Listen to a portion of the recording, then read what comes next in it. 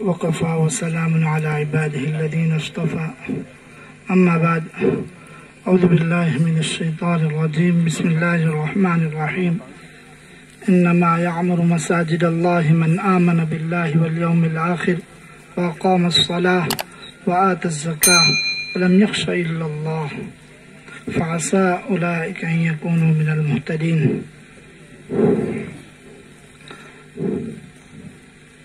إن الله وملائكته يصلون على النبي يا أيها الذين آمنوا صلوا عليه وسلموا تسليما اللهم صل على سيدنا محمد وعلى آل سيدنا محمد وبارك وسلم. عزیز بھائیو دوستو بزرگو، ہمارا جمع ہونا اللہ کے گھر کی نسبت کی وجہ سے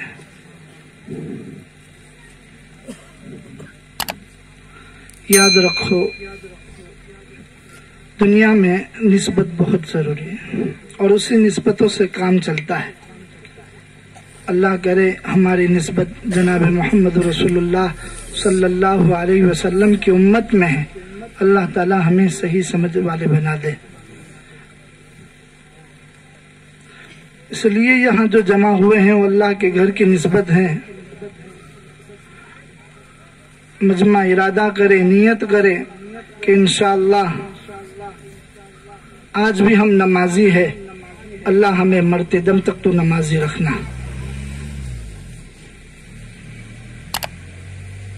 اس لیے کہ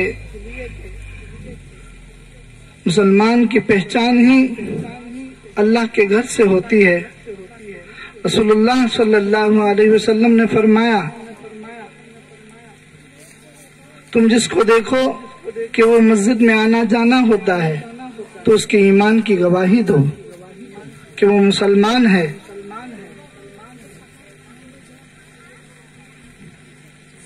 اس لیے اللہ کے نبی صلی اللہ علیہ وسلم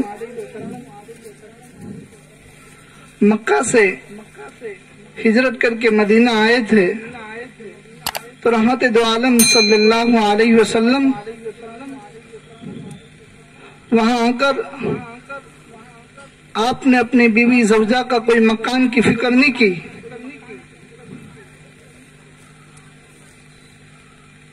آپ نے وہاں دوسری کوئی فکر نہیں کی. اللہ کے نبی صلی اللہ علیہ وسلم نے سب سے پہلی جو فکر کی وہ مسجد کی فکر کی. اللہ کے نبی صلی اللہ علیہ وسلم کی اونٹنی اس جگہ پر جا کر رکی جہاں ایوب انصاری رضی اللہ تعالیٰ عنہ کا مکان تھا، اور اسی کے سامنے جو جگہ تھی دو یتیم حضرت سہل اور سہیل رضی اللہ تعالیٰ عنہ کی جب اللہ کے نبی صلی اللہ علیہ وسلم نے کہا کہ یہ جگہ کس کی ہے، وہاں پر مسجد بنائی جائے، تو کہا کہ یہ دو یتیم بچوں کی ہے. اللہ کے نبی نے کہا کہ اس کو خریدی جائے گی اور اس کی قیمت حضرت ابو بکر صدیق رضی اللہ تعالیٰ عنہ نے ادا کی. 10 دینار جو قیمت تھی وہ ابو بکر نے ادا کی. اس سے پتہ چلتا ہے کہ مسجد کی جو جگہ اللہ کے نبی نے ہمیں یہ بتلا دیا کہ اگر اللہ کے نبی صلی اللہ علیہ وسلم نے ان دونوں یتیم بچوں کو بلایا تھا اور کہا تھا کہ یہاں ہم مسجد بنانا چاہتے ہیں، تو ان 2 بچوں نے کہا اللہ کے نبی صلی اللہ علیہ وسلم اجازت ہے یہیں پر بنا دیجئے. مگر اللہ کے نبی نے قیمت دے کر اس جگہ کو خریدا. اللہ معاف فرمائے، جو لوگ مسجد کے آزو بازو جو رہتے ہیں چھوٹی چھوٹی جگہ کر کر کے مسجد پر قبضہ کر لیتے ہیں، یاد رکھو ہم میں اور ان میں کوئی فرق نہیں ہے جنہوں نے ہماری مسجدوں پر قبضہ کیا ہے اور ہم مسلمان ہوتے ہوئے مسجد کی جگہ کو ہم قبضہ کر رہے ہیں. اس لیے اس کی فضیلت بھی بڑی آئی ہے، مگر آپ کی نیت یہ ہے کہ میں اللہ کے گھر میں ایک اینٹ دے دوں. یاد رکھو آپ کا دینا اتنا ہے جس کے دربار میں آپ دے رہے ہو، وہ دربار کا مالک جو اللہ ہے وہ بہت بڑا ہے. اس لیے دنیا میں سب سے پیاری جگہ ساری جگہوں میں وہ اللہ کا گھر ہے. ایک دن آئے گا کہ سورج مغرب سے نکلے گا، جننے والی ماں اپنے بچوں کو بھول جائے گی، حمل میں پیٹ میں بچہ ہوگا، وہ بچہ زمین پر گر جائے گا، دنیا درہم برہم ہو جائے گی، ساری زمین ختم ہو جائے گی، مگر وہ جگہ باقی رہے گی جس جگہ پر اللہ کا اگر مسجد ہوگا وہ جگہ باقی رہے گی. اور دنیا کی ساری مساجد ایک اللہ کے گھر کعبۃ اللہ میں جمع ہو جائے گی اور کعبۃ اللہ کے ساتھ لی جائے گی. اس لیے اللہ کے گھر بنانا یہ نیت کے ساتھ کہ اللہ اس کا بدلہ دے گا تو اللہ دے گا. حضرت اورنگزیب رحمۃ اللہ علیہ کے زمانے میں ایک بزرگ تھے، ایک فقیر، حضرت سرسند رحمۃ اللہ علیہ.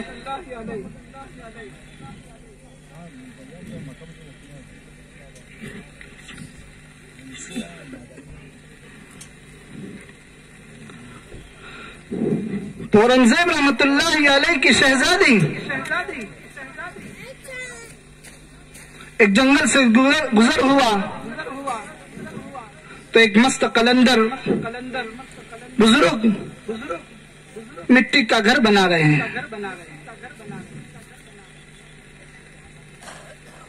تو زیب النساء نے پوچھا نیچ کو نہیں کیا کر رہے ہو؟ کہا میں جنت کا گھر بنا رہا ہوں. کہا اس کو بیچو گے؟ کہاں بیچوں گا. اس کی قیمت کیا ہے؟ کہا 1 سلفہ. تو اس کے پاس جو سوار تھے اسے دوڑا، جاؤ لے کر آؤ دربان سے. اور دربار سے لے کر آنے کے بعد اسے دے دیا. کہا یہ گھر مجھے دے دو. کہا لاؤ. سلفہ لے لیا اور اسے دے دیا اور اس کے آزو بازو لکھ دیا کہ یہ مکان زیب النساء کا ہے جو میں نے جنت کے بدلے میں اس کو خرید لیا، کہ یہ جنت کا گھر زیب النساء کا ہو گیا.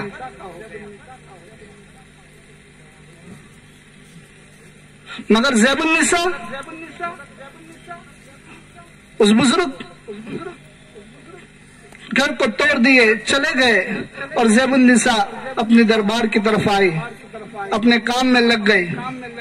رات کا وقت تھا، تہجد کی نماز کا وقت تھا.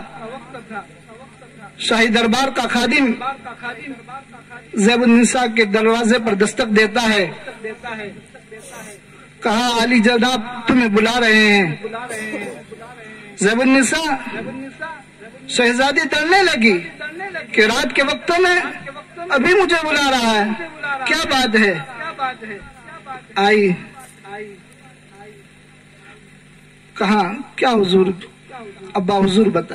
کہا تم نے آج کوئی سودا کیا ہے؟ کیا نہیں کوئی سودا نہیں کیا. بتاؤ میں جا کر آیا ہوں. کہا بتاؤ. نہیں آج میرا کوئی سودا نہیں. کہا تم نے اپنا گھر جنت میں بنایا ہے اس کا سودا کیا ہے؟ کہ نہیں.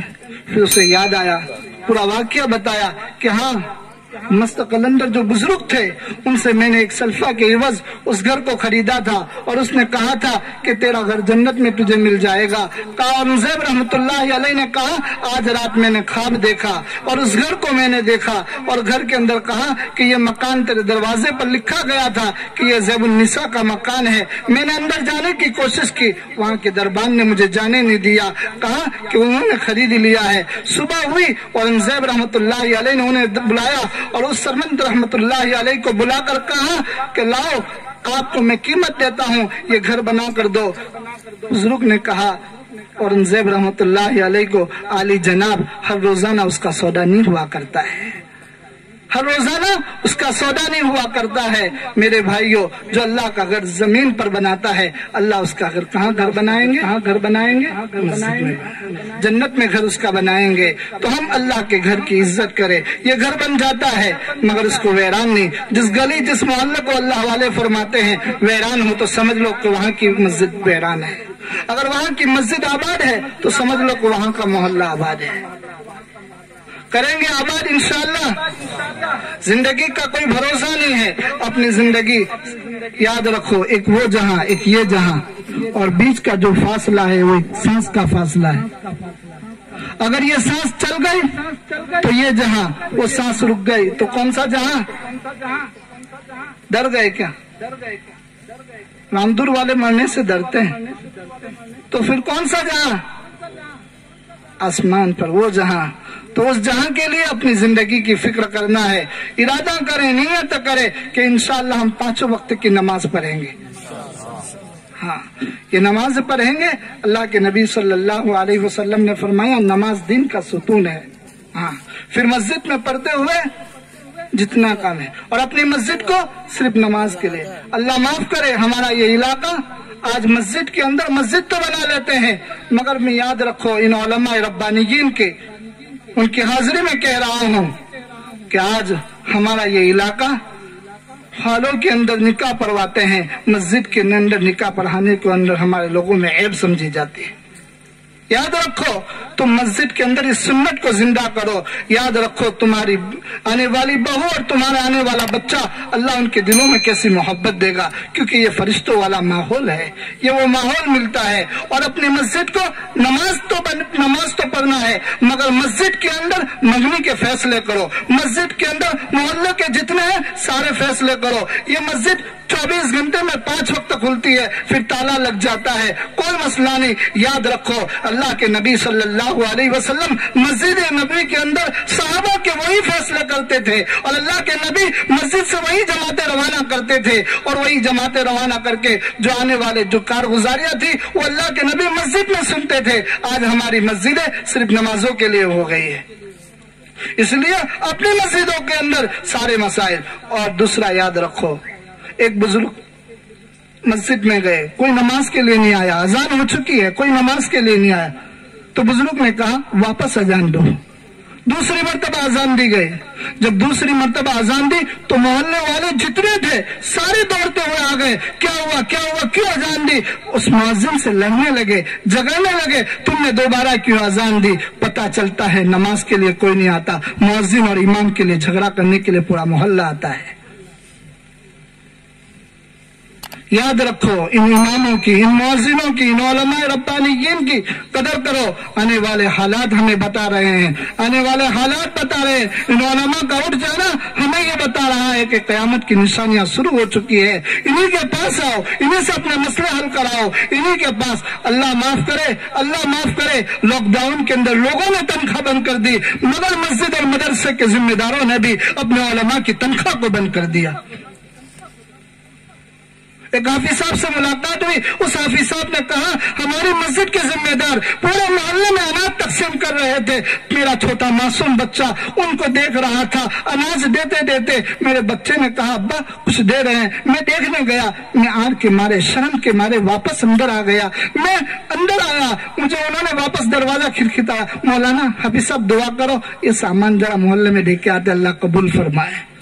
تم نے اس امام کو پوچھا، تم نے اس حافظ کو پوچھا جس کے پیچھے تم نماز پڑھتے ہو، تم نے اس کے گھرانے کی حالت کو نہیں دیکھا، اور رات بھر اپنے معصوم بچے کو روتے ہوئے چھوڑ کر، بلکتا ہوا چھوڑ کر، تمہاری فجر کی نماز کے لیے، تہجد کی نماز میں اٹھ کر تمہارے لیے دعائیں کرتا ہے۔ تم اپنی شادی کے اندر ابھی کچھ گزشتہ ہفتے ایک نکاح پڑھانے گئے، تو میں نے وہاں کے امام صاحب سے پوچھا مولانا کھانا ہوا؟ تو کہا نہیں حضرت ابھی گھر پہ جاؤں گا تو کھانا، تو کہا یہاں دعوت نہیں دی، تو کہا دعوت نہیں ملی ہے۔ اللہ معاف کرے، اللہ معاف کرے، تم نے کیا سمجھا، تم نے کیا سمجھا، ان علماء کو کیا سمجھا؟ حضرت بلال رضی اللہ تعالیٰ عنہ کے بارے میں آتا ہے، اللہ کے نبی صلی اللہ علیہ وسلم نے فرمایا بلال کی گردن اونچی ہوگی، اتنی اونچی ہوگی، فرمایا اللہ کے نبی صلی اللہ علیہ وسلم نے بلال کی اتنی اونچی گردن بتائی، بلال کا مقام یہ بتایا۔ حضرت بلال رضی اللہ تعالیٰ عنہ سے پوچھا کہ جنت کے اندر میں دیکھا خواب کے اندر کہ تیری اونٹنی میرے آگے چل رہی ہے، کیا بات ہے؟ حضرت بلال رضی اللہ تعالیٰ عنہ نے کہا کہ اللہ کے نبی صلی اللہ علیہ وسلم میں ایک کام کرتا ہوں، میں 2 رکعت نماز پڑھتا ہوں تحیۃ المسجد، اور اس کے بدلے میں اللہ تعالیٰ نے اس مقام تک پہنچایا ہے۔ یاد رکھو بلال کا مقام۔